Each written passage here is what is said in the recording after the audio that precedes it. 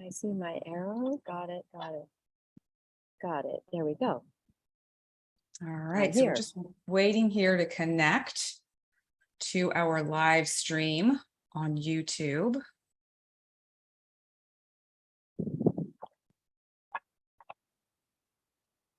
Let's see here.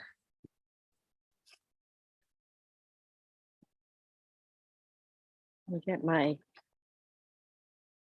All right, so we are live streaming, but I am not sure if we're going to the right place. I think we're just having general technical difficulties this go around, and that's just the way it is. So, well, we have a lot of solar flares disrupting the internet waves, apparently. Yeah, there are. I was doing a little research, and they were the I think the C class, which are the ones that will really will affect us. So, all right. So here we go. Whether we're live on YouTube or not, we're recording this, so it will be posted at a later time, both on my page and Madelaine's. If you don't know who we are, I am Amalia Natalio, and I am the founder of KarmicKindness. I'm trying on the moniker of Soul Alchemist right now. So if anyone is curious to learn more about that, send me a message, do a little research, check me out on KarmicKindness.com and on social. And then I have with me here the amazing Madelaine Parker. Hello. Yes, thank you, Amalia, for having me as a regular. I really appreciate it. It creates stability. I am not the most disciplined at that, so it's great to have a relationship with a Capricornian. You have Capricorn in your chart, don't you? I mean, no. It's in my North Node. Yeah. So yeah. Okay, good. So I really am happy to be here. Hello, everybody who's with us. It's such a great thing to do on a Sunday morning. Have a cup of coffee and talk about astrology, my favorite subject. I'm an intuitive astrologer and tarot card reader. And I also connect with guides, and I do always work with law of attraction energies. Your energies are the most important thing in my sessions. So I'm all over the place. I've got major transits going. I've got 5 transits aspecting this huge thing, these triple conjunctions. So I'm a little bit like, woo, because I mean, Uranus is just like this really powerful energy. So we're going to talk a lot about that today. As I stay nice and calm and don't let these Uranus energies race me, because what happens is with the Mars square, these Uranus energies make you race, and then the square from Mars makes you bump into something or hit somebody, or like I went racing out of my door this morning and almost hit a bike rider. So it's like you feel this rush, and then it's like, boom, watch out. Like, so anytime you feel that rush, just go, whoa. Yeah, just take a moment. Yeah. Hold on, slow it down. Yes, so I might be all over the place today, but if you want a session with me, email me. I shall ground before. Yes. Yes. So I'll do my best to help kind of thank you. Keep you on track, and you can do the same for me if I go off the rails a little bit. But I wanted to start out today sharing, you already touched on it a bit, the energy of the last moon cycle, the Leo new moon. We had the Uranus Mars North Node conjunction a couple of days later, like you mentioned, actually 3 days later. And, you know, I just wanted to just briefly go over in just a few words, descriptive words, the energy of that new moon as it relates to this upcoming full moon. I find that for myself is helpful, because we can forget, you know, those who watch us from new moon to full moon, you know, every month. I know that even for me, being that this is something that I regularly follow, can sometimes forget, like, okay, where did we leave off the last time we were here and talking? So continuity. You're like a film producer seeking continuity. And let's just keep that rolling so that people can follow along with the story for themselves. You know, so my story, Madelaine's story, will be different than yours, whoever's watching. However, the overarching energies will be similar. So I wrote down a few words. I was just feeling into the energy and wrote a few words that felt resonant with the Leo new moon, and then a few that relate to the Aquarius full moon. And so for the Leo new moon, that felt very fiery, a bit aggressive, creative. There were unexpected events, potential for unexpected events.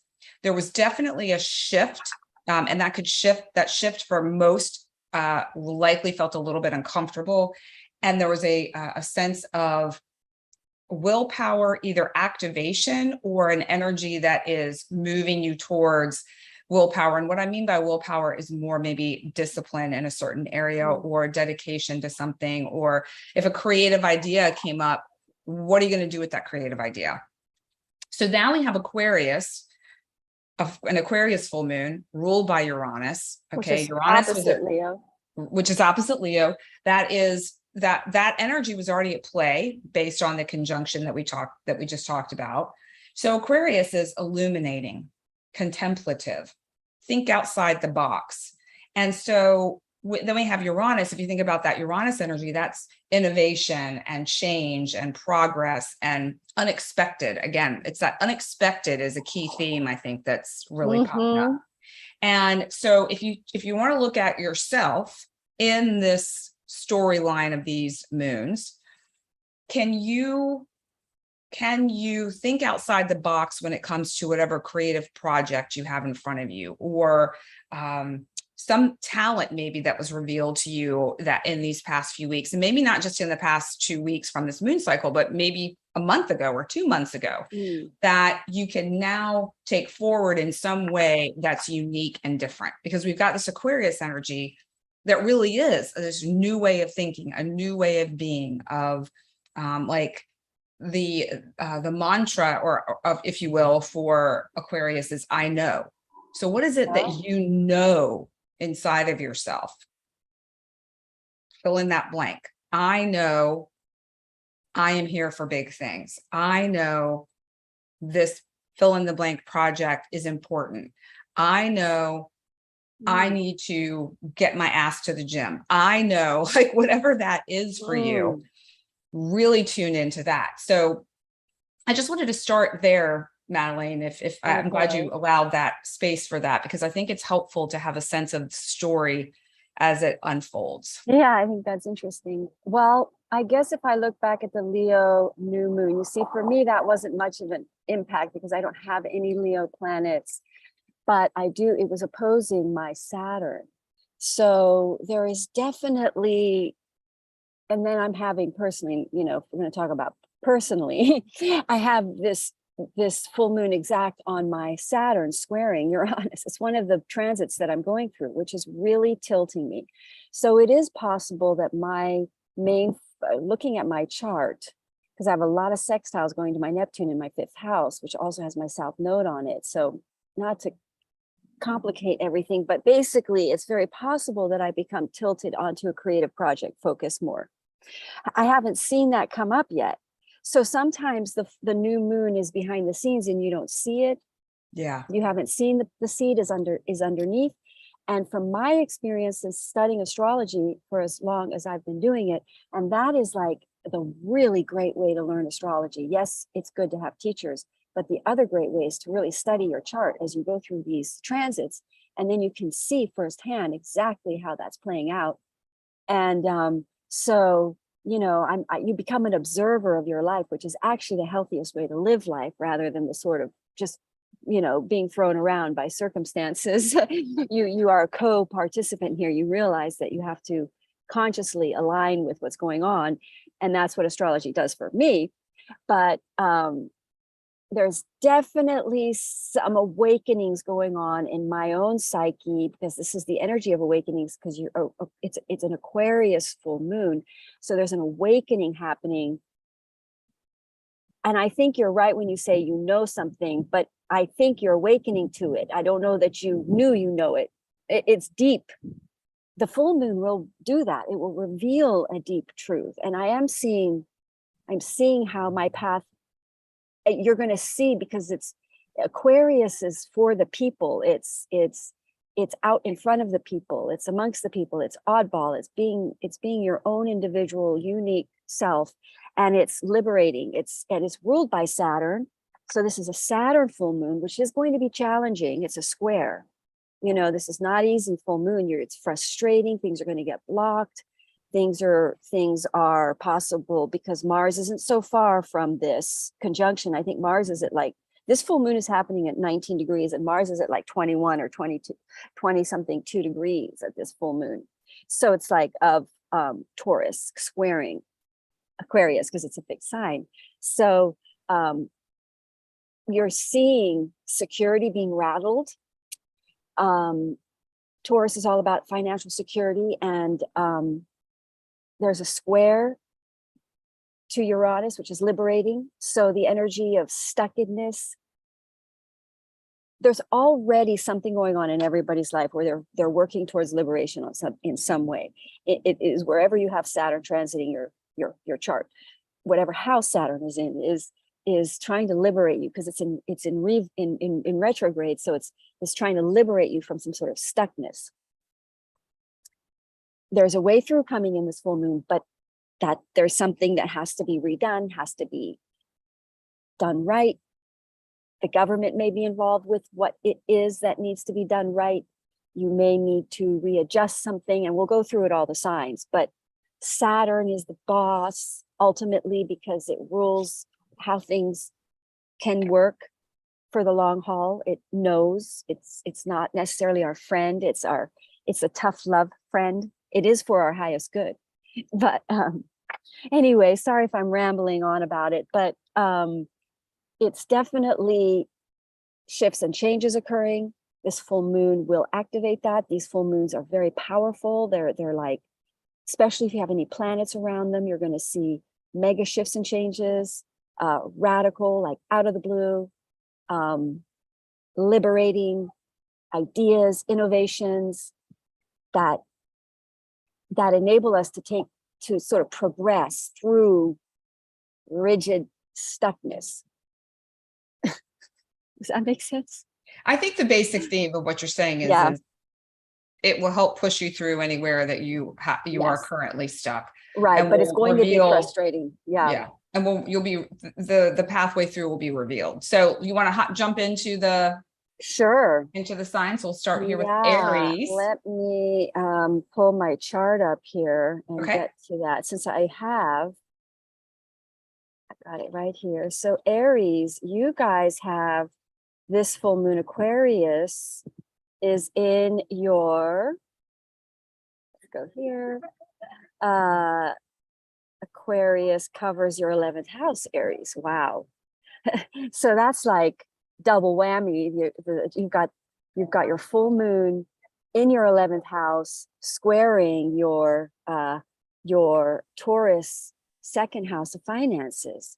So some sort of a friendship group you might have been holding on to a friendship group that wasn't necessarily right, that now you have to let go of, but a better friendship group's going to sort of tribe or some sort of a friend, some sort of, shall we say, internet tribe or groups of people that you may have been holding on to for wanting to sort of liberate yourself from some sort of a financial thing. Like, for instance, let's say you were running an Instagram feed to raise money for something and it's not working. And so now you really are, it's blocked and it feels really frustrating. It hasn't worked. You put a lot of time and energy into it. So now there's going to be a culmination of that block. Maybe you quit it, but then you find some other better way using your tribe group. Word of mouth opens you up better. And then you meet a new tribe group that connects you. And then the word of mouth, it spreads better that way, or some kind of a shift and change that was blocking your 11th house, which is tribes and friends, that was not coming through because of the types of friends that you had. So it's like, it was a block because you were limited by this group of people and you wanted liberation through them, but now you're going to kind of break through that group of people to a new group of people, and you're not going to care. A lot of this energy is going to be, I don't care anymore about what you think of me, because Uranus is all about throwing your eccentricities out, letting your freak flag fly, being you, and not worrying necessarily about what people think of you. So Aries might just break through that limited perception of who their friends are that's been limiting their life, trying to fit in a group, their identity, that kind of a thing. And then that opens them up to another way to earn their finances, which is much more open and fluid. So it's like the breakthrough happens in a monetary way for them because it liberates them financially. All of this will have a form of liberation financially for everybody. So if the Aries after the blockage is dealt with, because Saturn wants you to deal with something. Go ahead. So after the friend group shift that takes place, that's when there will be some sort of financial shift, because I feel like there might be people watching who are thinking, well, my work has nothing to do with my friends groups. There's no connection there. Yeah. So would you say that it may not be a direct connection in that way, and that, Taurus is also, it's not just finances, so it could be something, related romantic. Yeah, except because it could be, because it's ruled by Venus, so all these planets are ruled by Venus, but the square aspect to Aquarius, and because of what's going on with Saturn right now. So Saturn being in retrograde, being in this, so it's a Saturn ruled eclipse, full moon. So the dominating aspect of this is going to be relationship, if it's in your relationship house, but it's dominating energy of this full moon is to make you deal with something that needs to be dealt with so that you can progress. So that you can be liberated, but you got to go back and you got to do the right thing, and you got to use structure, and you got to listen to Capricorn. There's rules, but there's a balance too, because it's an Aquarius, which means this is the path towards liberation. So it's I guess my question is related to the financial part of it, is that it may be there may be a financial piece to this, but maybe not. So, oh yeah, I see what you're saying. Yes, it could be romantic, but mostly it would be financial, but yes, it could be romantic, but the financial aspect is the bull, the Tauran bull of finances, Wall Street, because of the fact that it partners with Aquarius, which is also a financially liberating energy. So it's tending to sort of partner those two energies together, because like in astrology, we want to look at the full picture, but there's this dominating Saturnian energy in all of this, which is, yes, you can go out and play, but you got to do the dishes first. Right. Yeah, I get it. And it's not what you want to do, because Saturn will reveal the thing that you don't want to do that needs to be done. Yeah. Gotcha. That makes sense. Yeah. So Aries is going to be liberated financially through breaking through some sort of limitation and you were right to bring up the Leo thing, because there is probably a creative project involved, and they have to not worry about what the people think of them.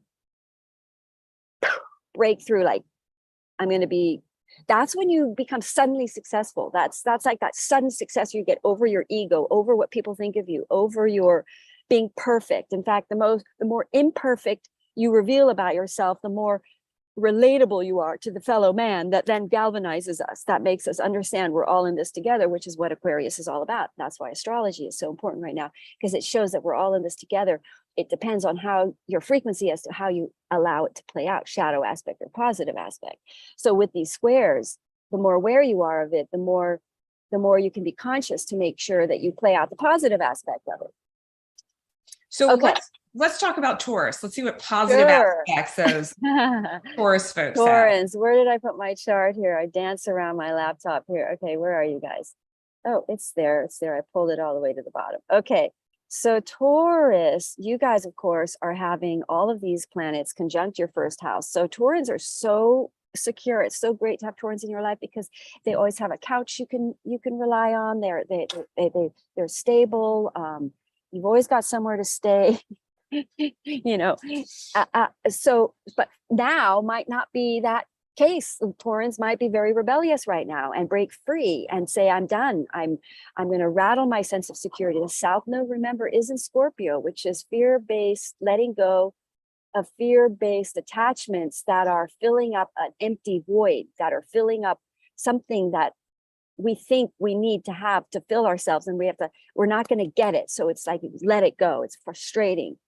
And so for Taurus, you guys have Aquarius in your 10th house of career, maybe sudden crazy quitting of jobs and emancipating themselves and setting themselves free and being more on the road and just surprising everybody. Taurans are going to surprise everybody. They're going to take big rebellion leaps of faith because Taurans are the most secure, driven, they're fixed.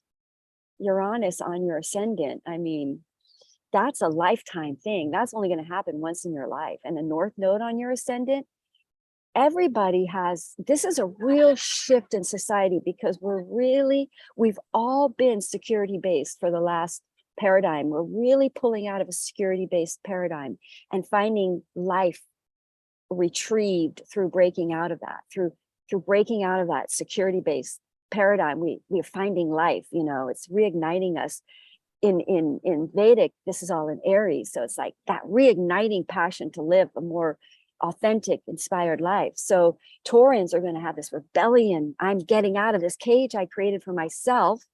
And with Aquarius in your 10th house, a new opportunity, a liberating careers thing can happen. You could retire, you could liberate yourself, career could suddenly become, but again, there's a frustration blocking you from this.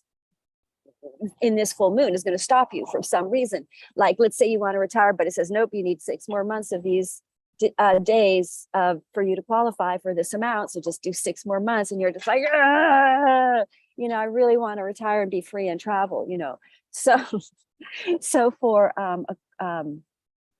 Taurans, there's going to be frustrations, but you're ready to bust out and live your more free, risky life and trust the divine that you will land safely. But also the Taurans have set up enough security that they can, the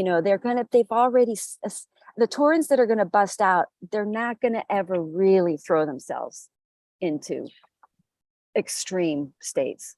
But so how would you say this Aquarius energy, though? I'm not seeing a connection necessarily with Aquarius and Taurus. And the career. Right? Yeah. And then you've got the sun is in Leo, which is, another factor. Fun, joy, sun. Yeah. Well, because of the Aquarian on their 10th house, they might suddenly break free. They might suddenly get fired from a job. They might suddenly, or they'll see that they have to be restricted. Their job restricts them, even though they've got this dynamic of wanting to be liberated.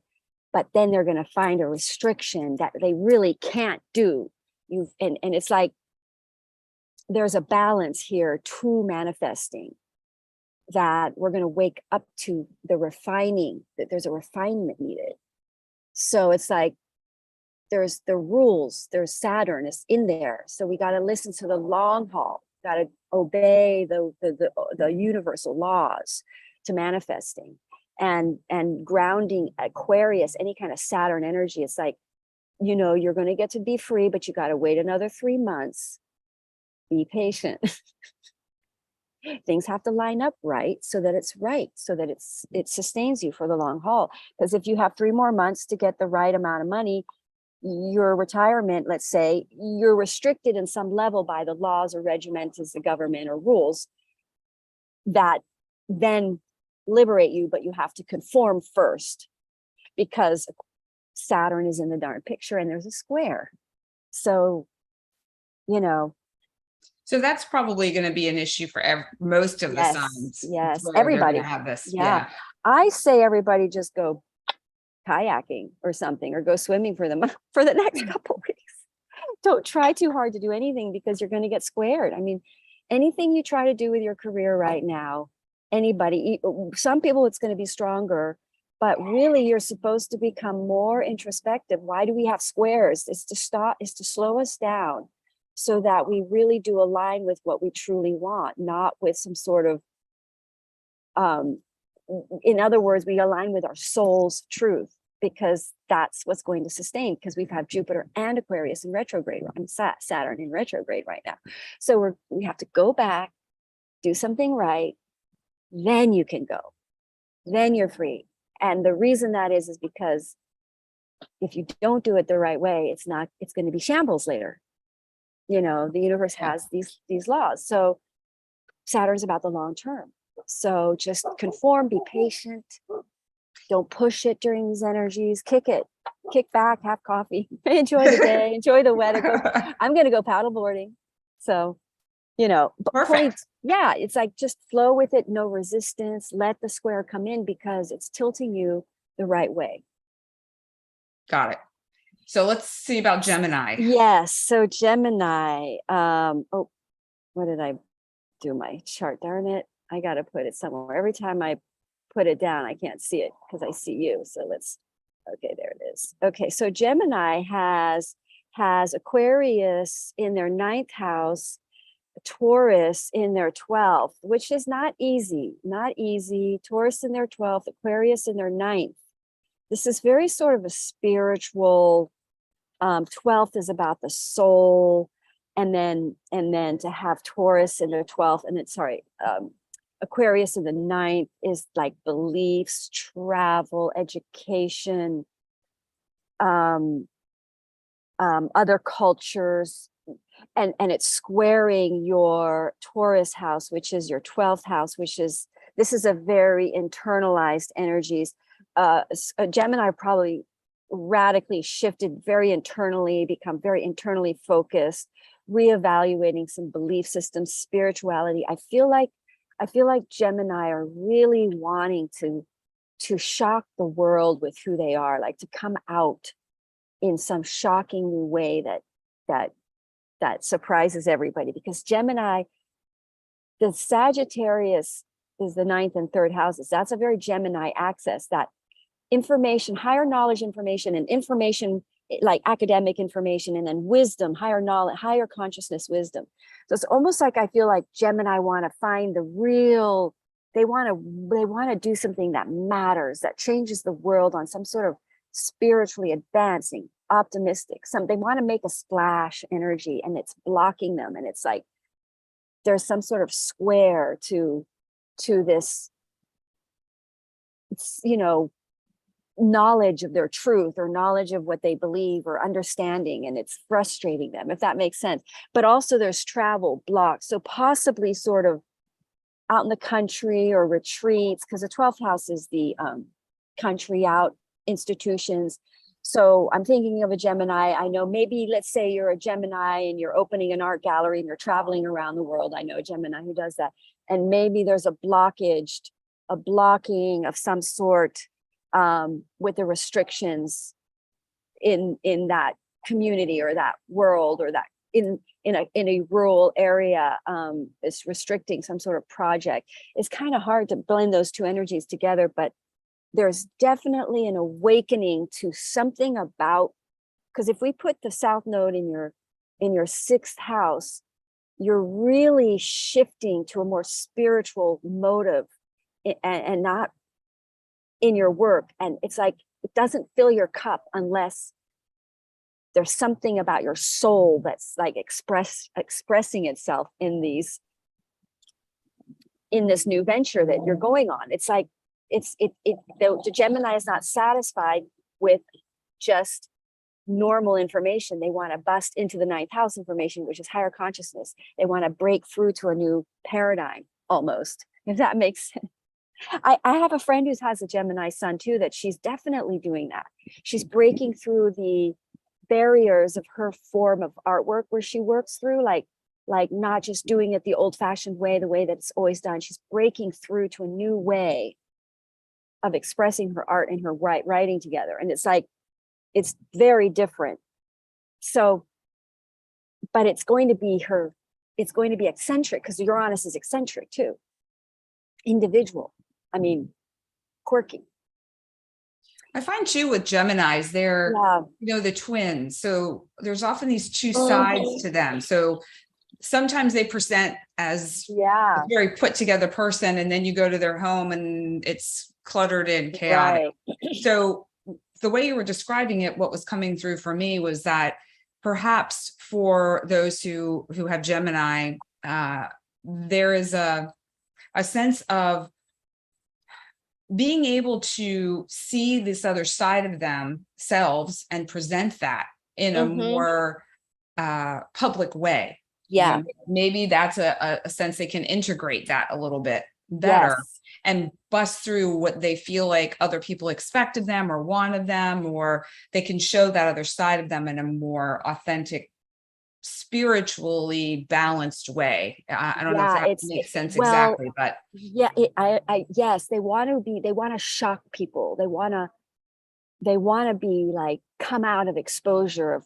some sort of eccentric version of themselves that gives them attention. And not, that sounds negative, but it's like, they don't want to just be safe anymore. They want to break out. And so, because Taurus is in their 12th house, so it's the soul, it's the truth, it's their past lives drama holding them back, that they don't want to like let it hold back anymore.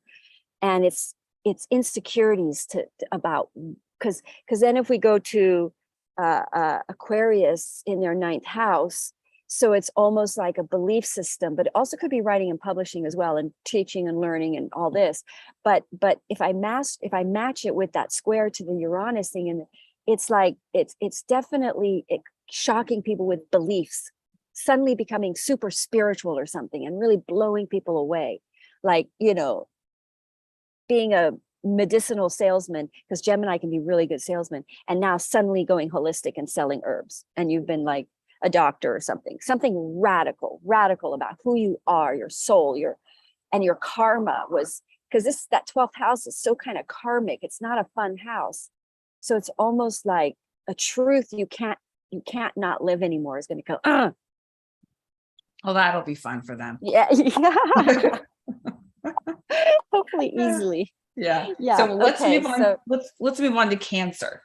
So this is going to be Cancer. You have Aquarius in your 8th house, and then you have Taurus in your 11th.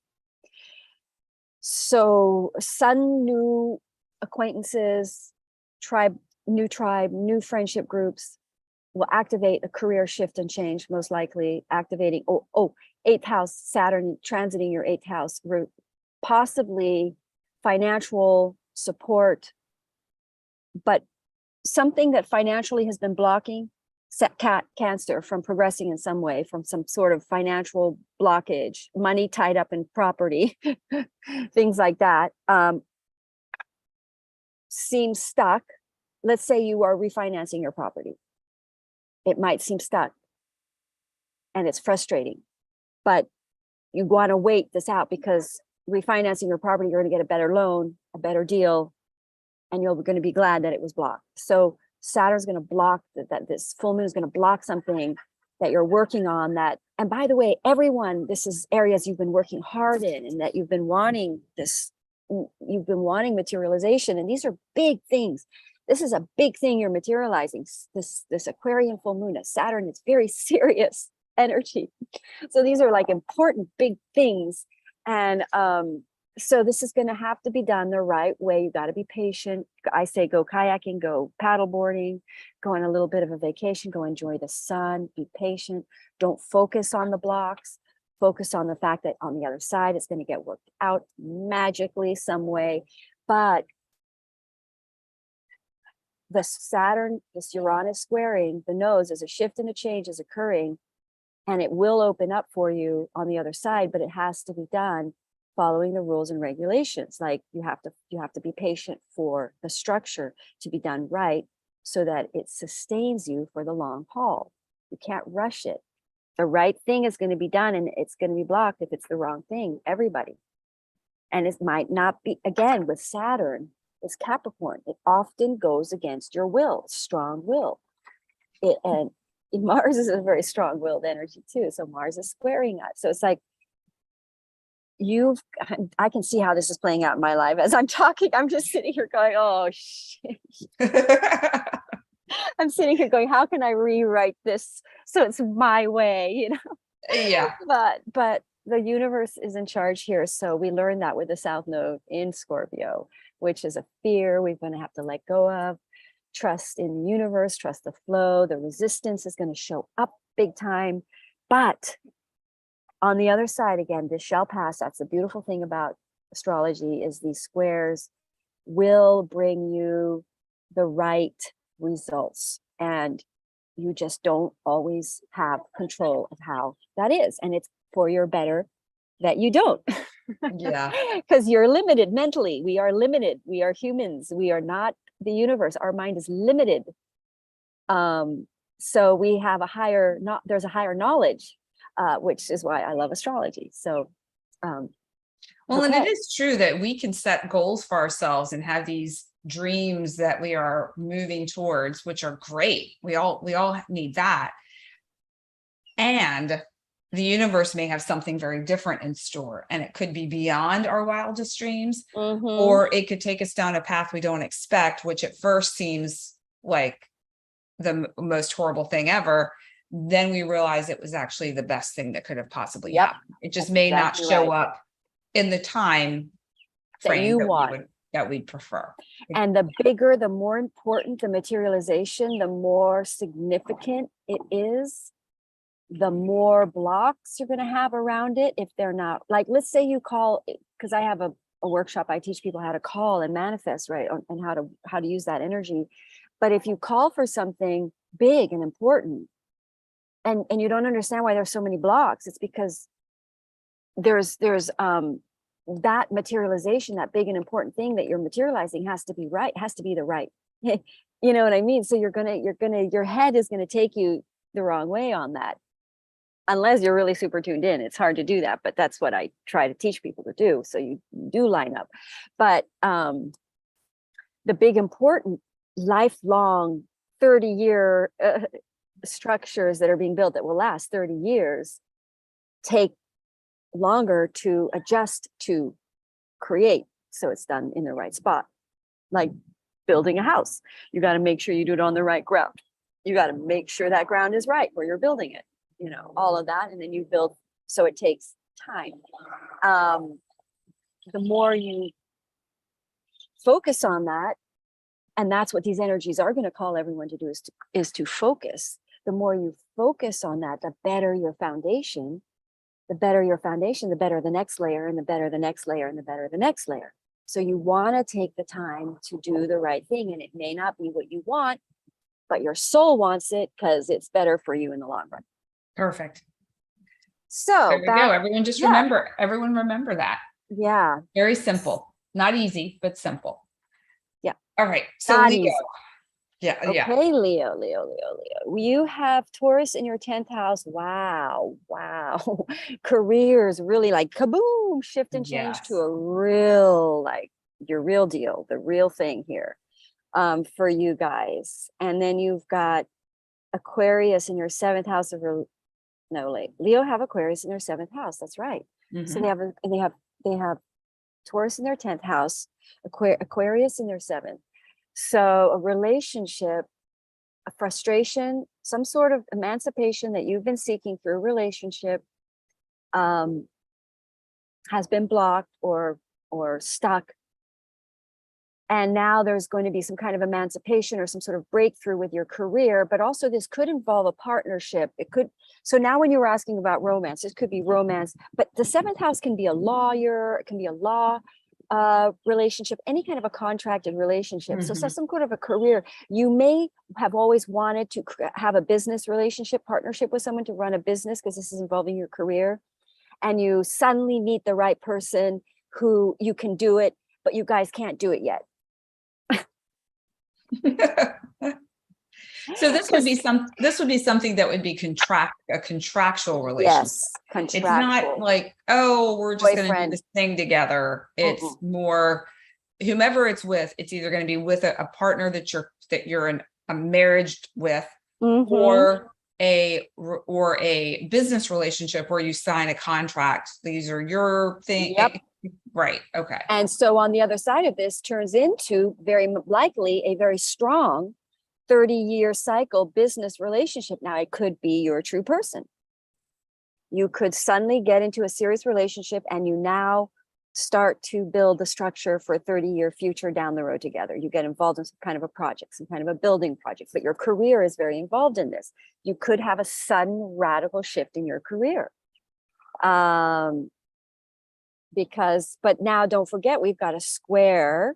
So we're squaring your 10th house with your 7th house. It could be frustrating that you and your partner have to work separate for a while because you have to, she travels or you travel, or there's a big breakage and it's very frustrating. So you can't go forward on a project with that person. Some kind of separation or some kind of a blockage occurs with a relationship or a work project.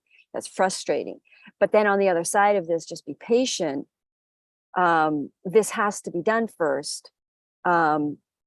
Because maybe then let's say you're in a relationship with someone and they have to go away and you wanted to start a project with them.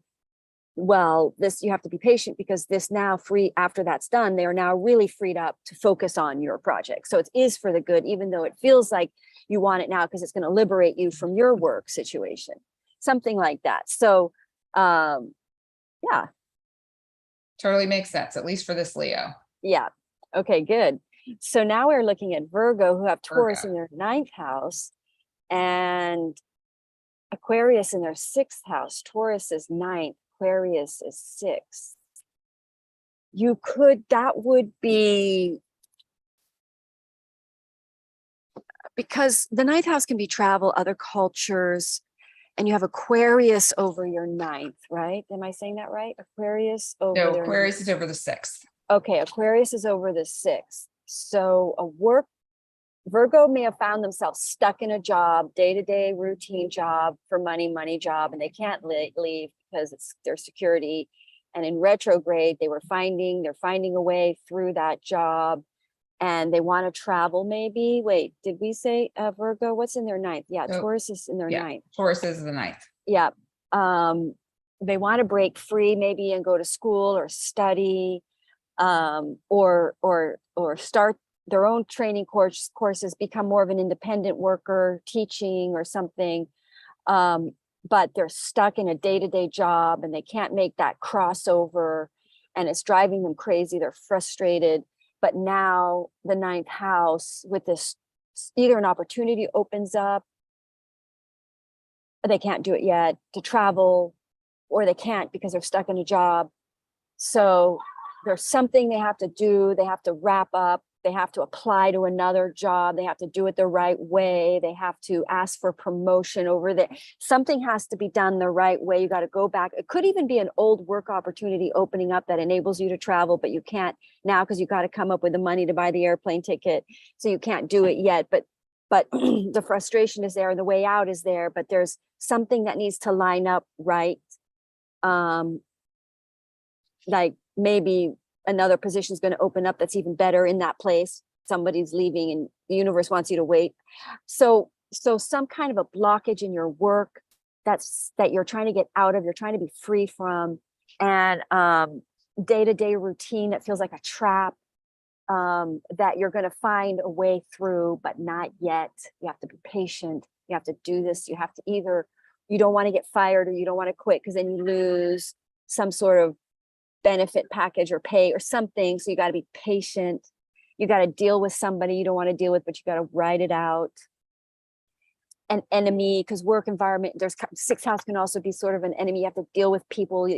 You're trapped in a day-to-day thing going on that you're trying to get out of that you can't, but you will. It's just, you got to be patient because there's a proper plan for your life. An opportunity is going to open up that is the right way through. I forget that we have a sun trining Jupiter too.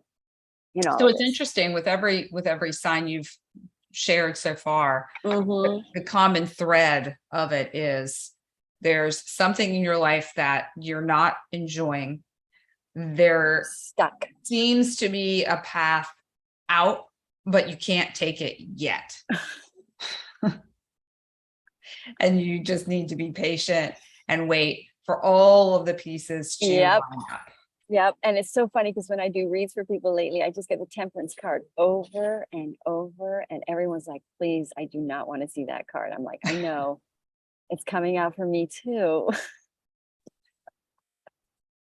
And for those who are not familiar with tarot, it's basically just let's see if it comes out. It'll probably come out. Be patient. just be patient. It's all happening for you. It's just not as yet. fast as we want, but not you yet. see the radical, and then we've got this, it's that radical energy at the same time. It's start, stop, start, don't start, start, wait, it's that crazy energy. So look at this though. I forget to mention these are really abundant opportunities opening up. It's deceptive in the sense that this Aquarian moon feels heavy, by the way. Everyone's going to feel a little bit depressed. Saturn squaring all these planets is depressing. It's heavy. It's seeing stuff that you screwed up on. Like I told you, I screwed up on something. I feel like crap about it, but it's like it happens because we're not perfect. But anyway, it's not as bad as you think. It's a deception. Things are financially very abundant for many people, for many, many people. These transits are good and strong. There's a lot of like a Venus transit involved. I don't have the full chart up here, but there's a lot of other really good. Well, we have Venus opposing Pluto, which sucks. I mean, it doesn't, I guess maybe it doesn't suck. It just doesn't feel, it feels sucky. There's other transits going on. I'm not talking about, we're focusing on the moon one. So, but there's a lot going on right now. Shifts and changes are definitely happening. So let's shift to Libra, if you don't mind. So we can let's go to Libra. What's happening with them. Libra, they have Taurus in their 8th house, and then they have Aquarius in their 5th. So Libra have Taurus in their 8th. So Aquarius in your 5th would be some kind of a creative project that's been blocked, or some kind of a creative or joy, even just joy in your life or fun in your life has been blocked for Libra rising. Things have been very serious, heavy duty, because Pluto's in your 4th house, involving family or home life. So with Taurus in the 8th house, for Libra, I'm sorry. Taurus in the 8th house. So some kind of a frustration around, you may have been trying to refinance a property or open up your finances in some way or raise money, or has been very frustrating, very blocked. And that's going to suddenly open up because of a creative project comes in or an opportunity, but also a relationship or friendship could happen, but also you could be freed of a relationship or friendship because the full moon in your 5th house might reveal you've got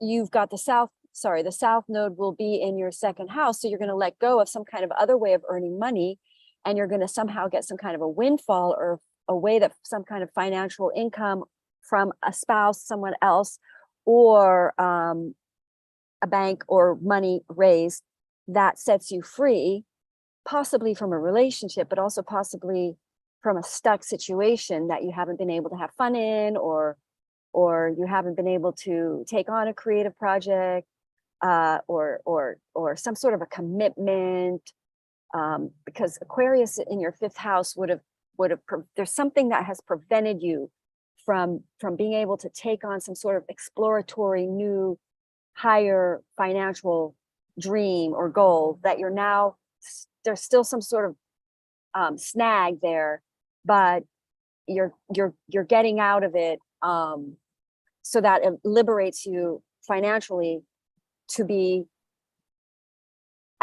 enable you to access some sort of higher financial outsource. Well, so something else that's coming through for me is the 5th house aspect. And that is perhaps somebody is looking to conceive and they've been blocked. And there could be some new information that comes in that helps them, change something that they're doing, and in that regard as well. They could suddenly open up and have sex and have great sex, and then they get pregnant because they've been blocked. Because 8th house is sexuality. The 5th house is also pleasing, what pleases you. So it is very possible that Libra have this big opening up of their chakras, sexual chakras, and they open up and they become free, and they know they're what's been inhibiting them, for really enjoying sex. And it, because the fifth, or pleasing, or they haven't been taking care of. The fifth house is what pleases you, and they haven't been, and the eighth house is kind of like your truth, your authentic soul, your truth. So maybe they've been, because the fifth house can also be superficial, gambling or playing or escapes, or so it's like and the eighth house can be addictions too, because it's Scorpio. So it's like waking up to what they've done that's superficial and escapist, that isn't true, in alignment with their, like, they're more authentic. Scorpio's more authentic, real, as well as can be addiction and the opposite, but like sexual pornography or something, like waking up to having an addiction to sexuality and then saying, I want real sexual connection, realizing that you're really looking for that, but you didn't know, having a breakthrough there, something like that for Libra. These are big breakthroughs that change your life for 30 years, that have been restricting you, and that will cause a big shift. This is why these opening portal happen, so that these shifts and changes can happen, so that they knock you. It's like that square. It's like, come on, man, boom. Let's go. Get out of this deal. Like, do something, like make that shift. It's you're lagging. So Libras are going to be knocked into a truer sexual relationship type deal, or they go into a super duper false one that they then combust. It combusts on some level, because the square is changing a stuck situation, but you got to do it the right way. You got to grow up. So you mentioned Scorpio a second ago. I'm curious how this will play out for the Scorpios in that. Yeah, let's take a look at the Scorpios. So you guys have your South Node on you. So you guys are really dropping a whole entire toxic way of existing altogether. Whatever. Listen, everybody's got Scorpio in there. Everybody has this fear of security. It's common. You got to have so much spirituality in your you got to do so much spiritual work to clear these complete 0 point and zero fear. It's insane, and it's worth working at. Achieving is one thing, but Scorpio, it's almost like head on, like really deal with that, like right now, because they've got the South Node on their ascendant. So it's like, let go of that fear of security based choices, being more authentic.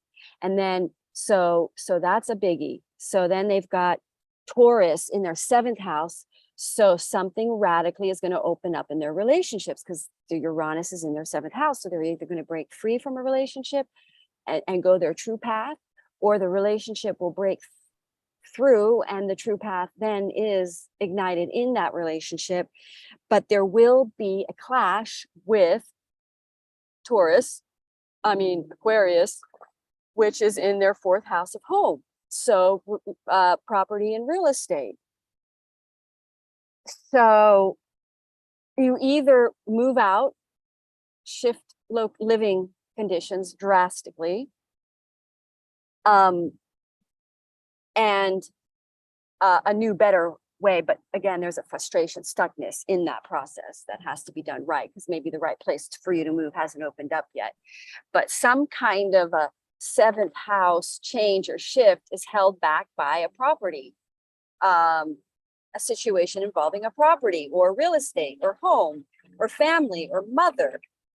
And so you got to go back. Something has to be done right around that issue in order to be liberated to make the changes that you want to make with the 7th house. So the 7th house is contracted relationships. So you either break a contract and are relieved of one, and then you are free and liberated, or through a relationship you become contracted that now liberates the relationship to go forward into some sort of a business contracted or next project that it will set you on the path for the next 30 years for the long haul. You could suddenly sign a contract with your mate over a property, and you move all of a sudden, boom. That could happen for Scorpio. And then you guys move, or something discovered about your property. There's water rot, you have to leave, and then you have to move. And then you get to redecorate the house in a way that's amazing, and you add another room on it, and you can expand a project, turn it into a studio, and you and your partner become in business together, filming little short demonstration videos of how to make pottery. I don't know. I'm just with that. That was quite a story. But like, something is going to tilt you because of a property, some kind of a contract that you can't break. You got to be patient around, but you're going to end up being happy you did, because maybe another property opens up that's perfect for you to go forward. But something has to align first in your relationship, because it's Taurus. So it's possible an opportunity comes in and a contracted situation comes in with a relationship that makes you have to move or change a living situation. But you can't do it yet because of the living situation change, or something is restricted. But then you have to be patient and wait. And this waiting game is like, is it going to work out? Is it going to work out? Energy. Yeah. So, that's going to be happening. But trust, because we've got Scorpio in the South Node, which means have devotion, which means trust. It's just trust, relax, surrender, and just let the universe figure it out right now with these energies. Because we've all done what we can at this point. So like, the universe we're handing it over. Okay, so now we're in Saggies. So Saggies are having this in their third house. So sudden opportunities, but so like, for instance, I know of a Sagittarius who doesn't have a car, who's been blocked because they haven't had a car, and maybe some sort of short distance travel opportunity opens up, but they can't do it because they don't have a car. And then Taurus, sixth house, suddenly squares because they don't have a job. And I know a Sagittarius like that. They don't have their jobs, or so suddenly a job opportunity is coming, but it's blocked, so they can't do something. They have to wait.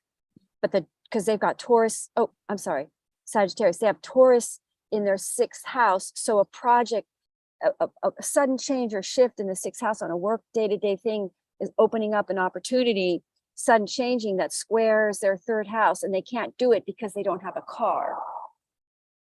There's blockages, or the short distance travel is possibly blocked. So but also you want to be careful, because if you have a square in your third house, you want to be careful for traveling and accidents. So you might be being blocked from getting in an accident. So don't push anything that's blocked. Don't push it. If you are blocked from driving a car right now, listen, because you're getting a square to your third house. A lot of car accidents happen to squares in the third house. I've seen it. I do this chart reading. I can see it. I have friends, when they have Mars squaring Mars in their third house, they got into an accident. And you could be on a bike too. It's true. So just transportation in general. Yes. So be careful not to be frustrated because you can't go somewhere and you force it, and then maybe you get into an accident. So be careful. And Taurus is in the sixth house. So a breaking and opening up of something, don't worry, it's going to happen. You'll get there. It'll just be patient. It's just some things have to be in line first. It's not quite ready. But the opportunity is there. The change is going to occur in your day. This new life, or this opportunity, is going to change your day-to-day life. You're going to have to be more disciplined. It's going to be challenging, but you have to practice more. Something is going to occur that's going to require more day-to-day diligence as a result of this opportunity, but you'll be able to get a car. So anyway, so it'll all work out. Yeah, basically everything will work out at the end of the month, and you'll see that. I think apparently towards the end of September, it's all go, because we have these planets in retrograde. So we really are being asked to set things up right. And I'm okay with that. I don't mind kayaking for a while, or paddleboarding, and letting the universe figure it all out for a while, Well, especially when the weather's nice in Idaho. Yeah, and the sun is in Leo, which is like, we're supposed to be out and play in sun in Leo. This is the whole zodiac runs around the sun. It's like sun time, Leo time is fun time. Right. So maybe our careers are supposed to be squared, because then you align more, you come out of these periods, or because Saturn is squaring. So most people's work career things are going to be blocked during a Saturn square. It's frustrating because anything you try to do is going to be blocked. But maybe it's so that you do go out and play in the sun. which is exactly what's going to happen for me anyway. Perfect. Yeah. Well, speaking of those who do not enjoy playing and would rather Capricorn. Yeah. How is this going to play out for Capricorn? So they have Taurus in their 5th house, and then they have Aquarius in their 2nd house of financing. So a blockage in some form of earning money or some sort of financial income for Capricorn, because they've had some sort of financial income blockage through their own resources, the way that they earn money, and some kind of because Taurus is in the 5th house, some sort of creative project, possibly involving your child, or being let's say you want to be an at-home mother, but you can't because of a job, and you want to be able to stay, because 5th house is Taurus with children, maybe working at home, but the way you earn money is you have to go to this one job first. You still got to do these couple ways of earning money before you can go to this other creative way of earning money that emancipates you. And until you learn something about creativity, and this is Capricorn, very big for Capricorn, very, very big. Capricorn are coming here to learn to be less Capricorn and more creative, more Leo, more expression, more fire, more. That's, see, they have Taurus over their 5th house, which literally means it's kind of like having Leo over your 2nd house. The more creative Cancer are about their career, the more fun and funny they are, the more it's good for their income. It's a high vibrational quality that raises their income. But with Taurus over your 5th house, there's this income, money, stability done through creative projects. You're supposed to partner to creativity. It's a very abundant partnership for Capricorn. So Capricorn are going to break through there's some limited. I can think of somebody who is ascendant Capricorn who has been working that work very, very diligently, very, very, very hard at projects that make money, and there's no joy, and they are very unhappy, and it's just like they're just a slave, right, to this job. And they just make that money, they just do it. They've got their just workhorses, right? And then they don't have any kind of fun, or they don't, it's there's just all work and no play. And that's the energy for Capricorn, is to learn all work and no play makes you really miserable. So there's this play element that has to be introduced to their work. And this Aquarius full moon, I think, brings a breakthrough. Now it might square how you earn money, because it's trying to tilt you to putting your focus more in a creative project. And then there's an opening that way. So you can go that way now. But again, a financial restriction might have to be worked out first. You may have to finish out a project first that is one that you don't like, but it earns you money. And then you'll be able to jump into this other project that's really going to liberate you financially. But the more creative a project the Capricorn move towards right now, the more liberated they will be financially. The more they go, what is the most inspiring thing for me right now? Leaning everybody, the less secure based you go, the more, because it's Scorpio South Node, which means I release my security, fear-based choices, and I leap into the joy of living, the excitement, what makes me feel ignited and alive. Uranus is electricity. It's fired up. The 5th house is inspiration. The more I'm inspired, the more life lives through me. And then the Chi universe is supporting me that way. You want to open up let the life force universe live through you.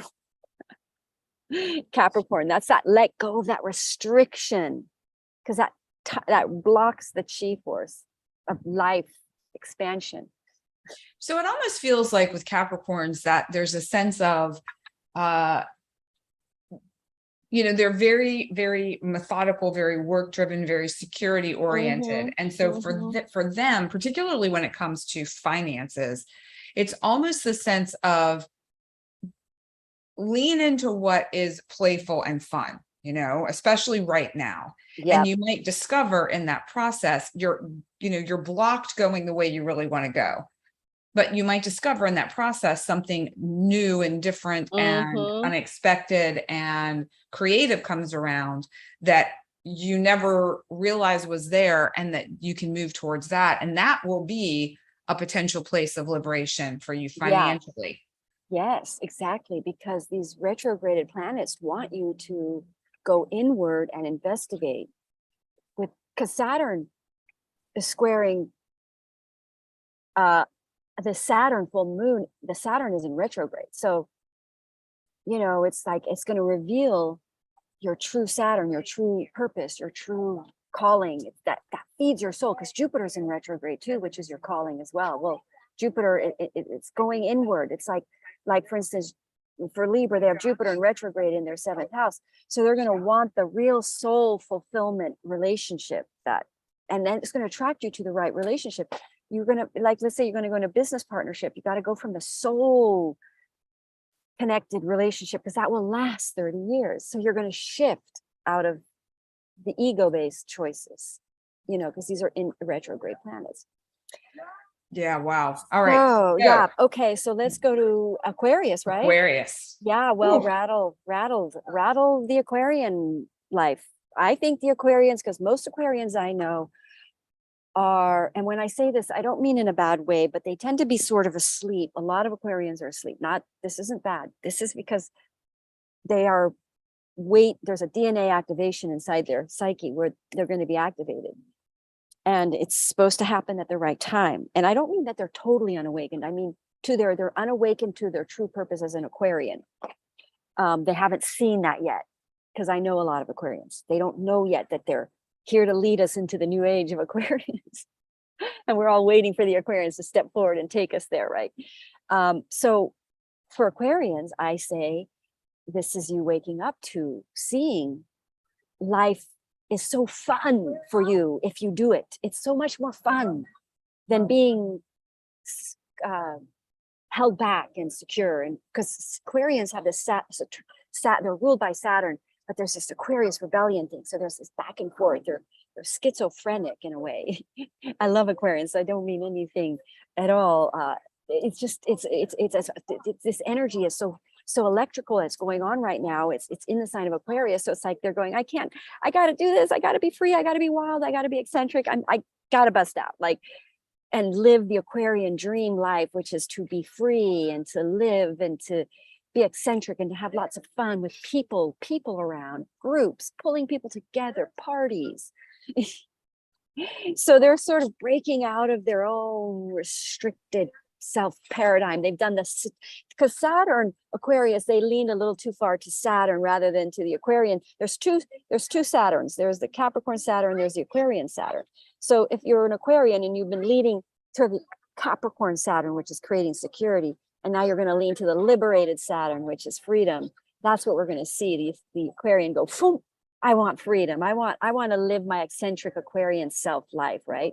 And then they have Taurus in the 4th house. So all of a sudden they might move and start traveling and roaming the world. They might liberate themselves from a property. They may suddenly dump a property, but frustrations over a property, limited, they might feel stuck around a property, or and they've been stuck too, because the thing that's going to liberate the Aquarian is that they've been stuck in a paradigm of security that has been really hard to break out of, because this is important.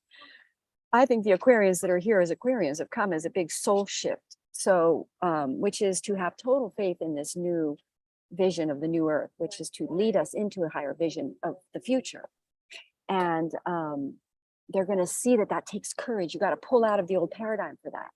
And so I think the Aquarians are going to pull out of their own personal old paradigm and break free and be the liberators and rebels and crazy kind of fun initiations. They're going to bust out, but it's coming from a place of frustration, of being stuck in the Taurian element of their chart, which is as well because home has been too stifling, house, or maybe they've been too at home, and it's like, I gotta get out. But it's the whole be patient with that process, you know, and it's beautiful for them that they feel that urge, that urge is awakening in them, whether or not they can take action right this minute or not. But they might suddenly want to take action. But remember, if you suddenly want to take anything, don't do anything drastic. Just be patient. do it the right way that's going to create stability in the long haul. Taurus is not, again, we are creating stability too. So we're just opening up to how that, we're not fully aware of how that stability is supposed to be created. We're not cognizant of it completely. Mm-hmm. So, so Aquarians are going to liberate their own selves completely. They're just going to be, I'm done with, you're going to see them maybe coming out in social media as being very radically different. And any Aquarians, you might suddenly see them become very eccentric. And they're tired of themselves. It's like the sun getting over on myself. And there's this frustration with the self, the own self-limited, like me in the world. Like, why do I care so much about my face in the world? It's like, I'm over me. I care about everybody else now. I want to know about the world. And I'm just an eccentric version of everybody else, galvanizing people, coming together. It's fun. It's a good energy for Aquarians. I think it's a great time to be Aquarius. But I do think you're going to see the Aquarians step forward now and leading us more. We need it. All right. So the Aquarians are going to be liberated. What about Pisces? So Pisces have Aquarius in their 12th house. So this is challenging. I'm Pisces moon. So 111 as I see this, where I am. So Pisces, and they have Taurus in their 3rd house. So restricted, finances, limiting, through travel, Aquarius. So this full moon is going to pull Aquarians very introverted. Pisces. Plus you're ruled by Jupiter, and Jupiter's in retrograde. And you're ruled by Neptune. Is Neptune in retrograde? No, Neptune's going to be in retrograde, I think, soon. So you've got this introverted period now, Pisces and Sagittarius. Well, because Jupiter's in retrograde. So things feel blocked for Pisces right now. It's good to go inward, investigate your true path, your soul. With Aquarius in your 12th house, it's almost like you're really trying to find your soul in the public. It's like you're trying to find what's true about how to present. Like, it is true, actually, because I'm a Pisces moon, and I've always trying to figure out what is my social media identity, and I still haven't found it. So it's almost like Pisces are going to find. Hopefully, I find it. That'd be great. So it's not like an identity thing, but how to. There's so many like tarot card readers on YouTube, and I love them too. They're great, but it's like I don't know who to be in relation to all of that yet. So I'm digging in for that. So it's like Pisces are going to go investigate who they are in the grand scheme of things, because they're not extroverts. Pisces, they tend to be introverted, but there's something about who they are going to be in relation to the world. But there's this authentic truth about, and there's a frustration with what that authentic truth is, which is funny because that's what I'm doing. So it's like the Pisces are gonna, and that block is frustration. It is frustrating, but there's going to be a breakthrough, and and it involves your 3rd house of communication, day to day. 3rd house is working, small business, putting a small business together. But also sudden change in the way that you do communicate to people.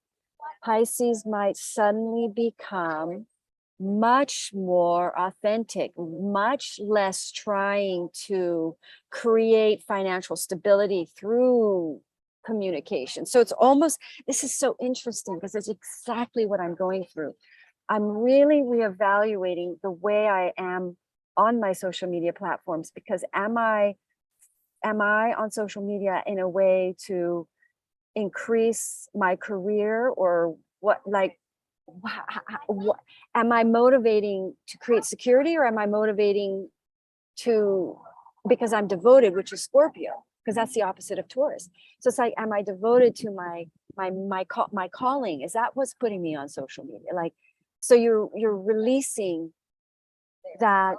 And that really opens up a whole way of doing it. Like, wow, if I'm not trying to market myself, and I'm really just trying to present my purpose, then it's like, what is that? So that's kind of what we're looking at here. And you're becoming introverted because the 12th house is your soul. And Pisces, the Pisces are so 12th house anyway. And so it's like, what's the sudden revelation and breakthrough of frustration of who is your soul, that your Pisces are always going to be soulful. It's about their soul, and they're going to break through and show in work or business communication who that is. I just keep hearing, what's your why? What's your why? What's your why? So why you're doing it? Yes. Yeah, exactly. So that's what you got to find out. Why am I doing this? Well, I mean, right now I'm doing this with you because I genuinely really enjoy talking about astrology. And I think this is such an important topic. And I love others sharing in on this topic, and educating the world about it and passing on all the information and creating more knowledge around it and helping people navigate these is fun and I think is important. So that's the why for me. And it's like, what else are we going to do? Like, I mean, what else matters in life? And so that might be the right why, might be.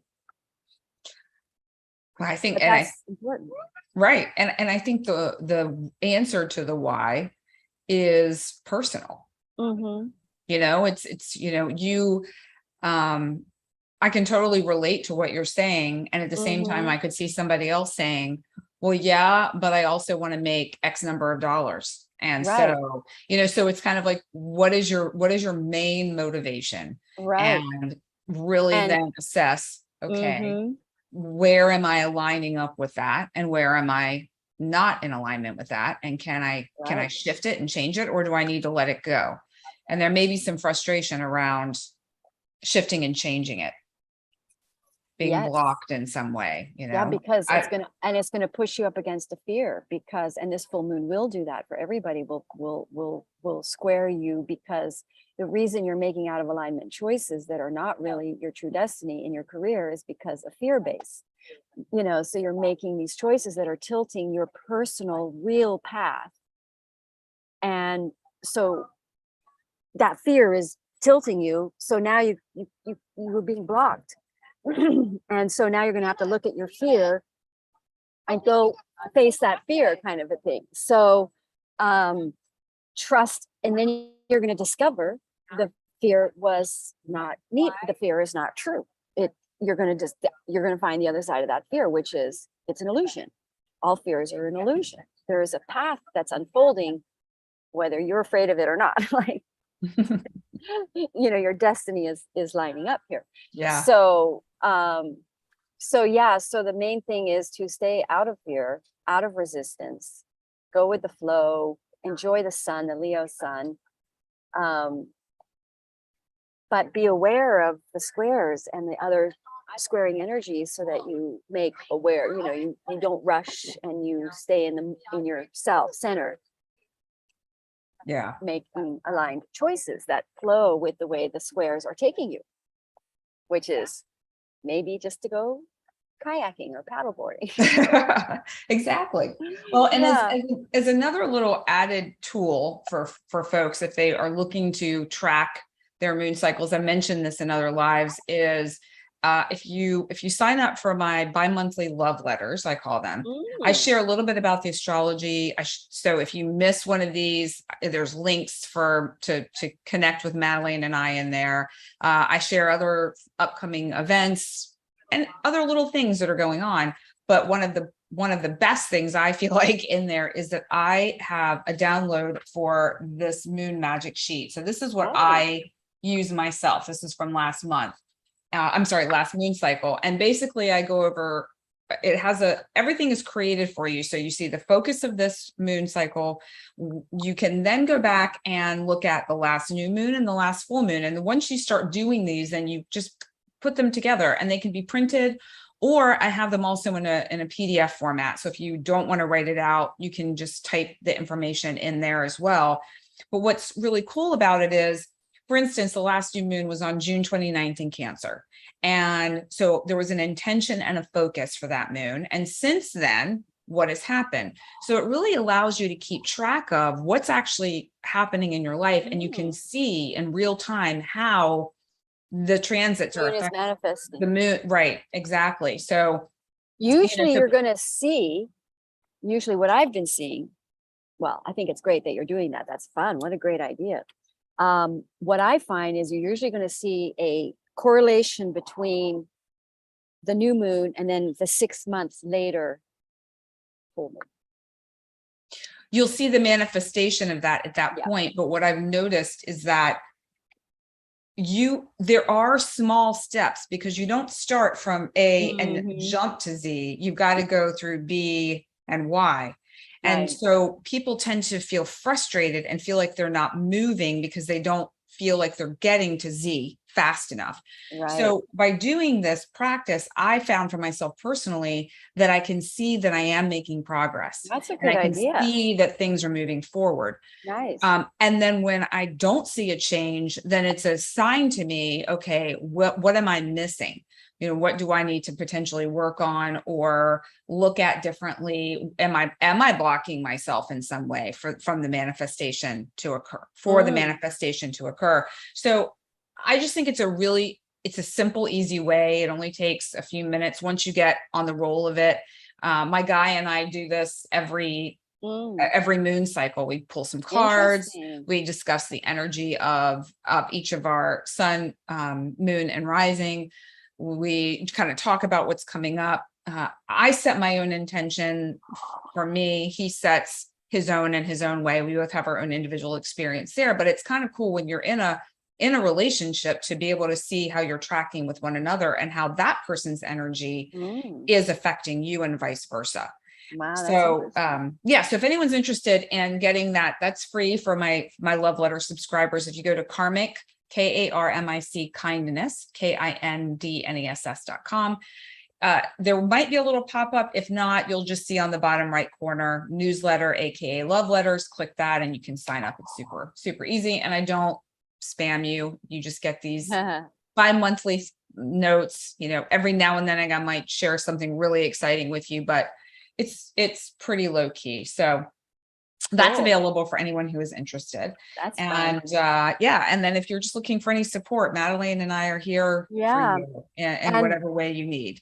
I'm also starting a next course. I just finished 1 6-week course of astrology. I teach basic first level astrology, and it's a live Zoom thing. Everybody gets chart reads as we go. And I also teach the tarot, how to work with tarot and your chart. Plus we talk about other spiritual things. It's really a general all around sort of spiritual workshop using divination. So if you want to know more about that, I will put my email address down below. I only do the small groups. We're like 6-7 people.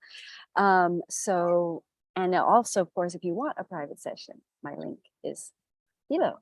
Feel free to email me. I don't like the scheduling app. I keep messing it up. I have one and it just, I don't know why I mess it up, but so I'm better with email or text. So anyway. So I think the basic premise for Madelaine is just reach out to her directly. That's the best way to go. That just works best. Yeah. Cause I keep messing up the app because I keep not seeing it. It doesn't, maybe it's the app I'm using. It doesn't give me a reminder. So anyway, hope everybody enjoyed today. That was fun. Yes, it definitely was. It definitely was. So thank you as always, Madelaine, for being here. Yeah, my pleasure. Thank you everyone for joining us and sticking with us. And we will be back here in 2 weeks. Talking about the Virgo. What is the next one? Oh, is it a Virgo new moon? Oh, fabuloso. Yeah. We do have some good Virgo energy at the end of the month with Mercury going into Virgo. It might even be in Virgo right now. I'm not sure. But anyway, we've got better this week, this couple weeks, everybody sit tight. It's going to get better. Yeah. All right, everyone, take care. Lots of love. Take care. See you soon. Bye, everybody. Bye. Bye.